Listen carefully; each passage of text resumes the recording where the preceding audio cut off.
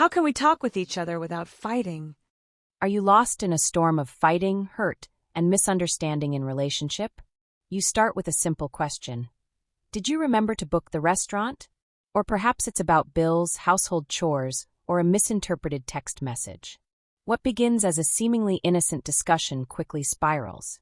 Voices raise, defenses go up, and suffocating loop of conflict. The original point is long forgotten, lost in a storm of accusations, hurt, and misunderstanding. If this scenario sounds painfully familiar, you're not alone. Many couples find themselves trapped in a cycle where open communication feels impossible, and every attempt to talk things out ignites a new battle. But what if the problem isn't what you're fighting about, but why the fight itself keeps erupting? What if your conversations are exploding not because of forgotten tasks, but because of deeper, hidden psychological forces at play? This video will guide you beyond the surface of your arguments to unmask the real, often unconscious, reasons why your attempts to communicate devolve into conflict. Beyond the surface, what's really being said and not said? Think of your arguments like an iceberg. The immediate issue, the forgotten anniversary, the comment about your messy desk, the critique of your driving, is just the visible tip. It's the obvious trigger. But beneath the calm or not so calm waters lies a massive unseen structure. A complex interplay of deeper needs, old wounds, unspoken expectations, and unconscious agendas. When you fight about the laundry, you're rarely just fighting about the laundry. You're likely fighting about feeling unappreciated, unheard, disrespected, or controlled. The dirty clothes become a symbol, a proxy for a much larger, often unacknowledged core issue. Unless you dive beneath the surface and address these hidden dynamics, you'll continue to clash over the tips of countless icebergs, never quite understanding why. Unmasking the hidden agendas behind your explosive conversations. So, what are these hidden forces that turn a discussion into a war zone? Let's explore some common, often unconscious, agendas that fuel relationship arguments. Number 1, the need for control, or the fear of losing it. For many, arguments aren't just about expressing a point. They're an unconscious battle for power or autonomy. If you grew up in an environment where you felt unheard, powerless, or constantly criticized, you might unconsciously approach discussions with a need to win or assert your dominance. Conflict becomes a subtle or not so subtle way to avoid feeling vulnerable or controlled again.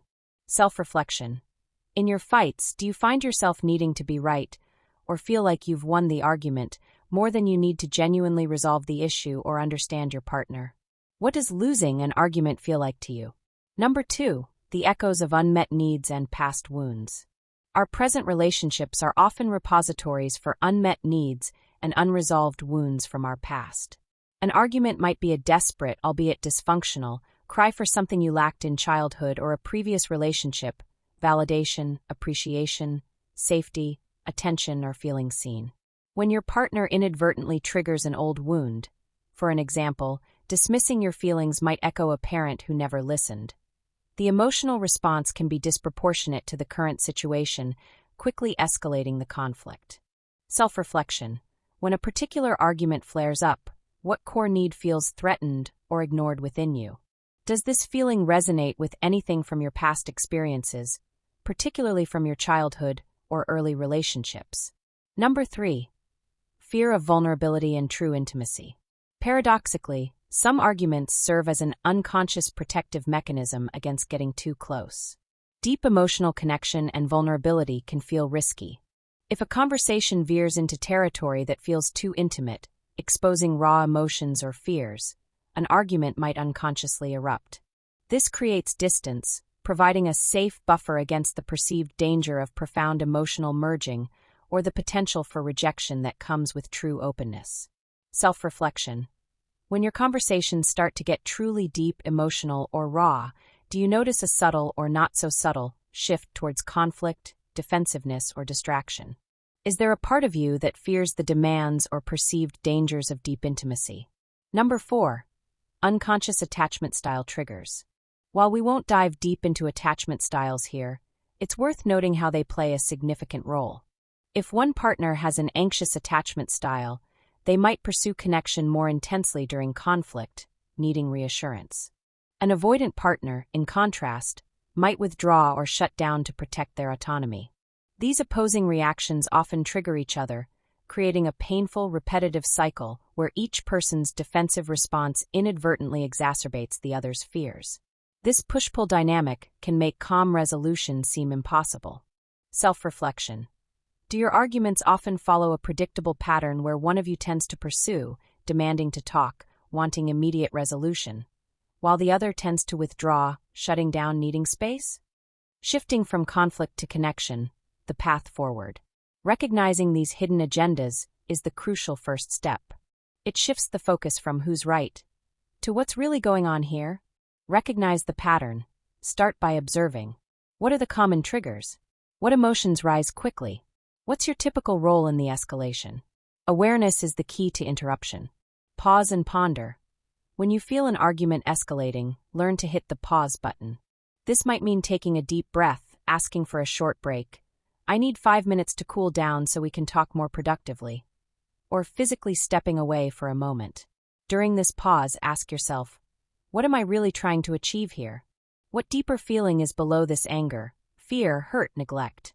Communicate your deeper need, not just your anger instead of accusatory language like, you always leave the dishes.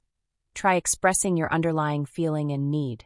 When the dishes are left, I feel overwhelmed or unappreciated, or like I'm carrying the burden alone because I need more support to feel like a team for our shared space to be respected. This shifts from blame to vulnerable sharing. Practice active listening with curiosity.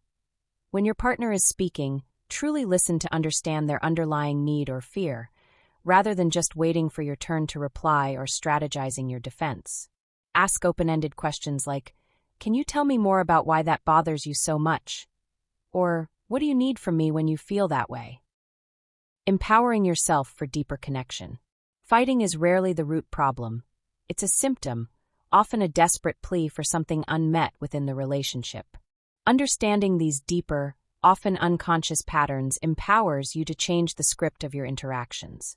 It takes courage to look inward and to share your authentic self, but it's the most powerful path to transforming repetitive conflicts into opportunities for profound growth, genuine understanding, and a more authentic, fulfilling connection. Understanding these deeper, often unconscious patterns is the first step towards transforming your relationship dynamics.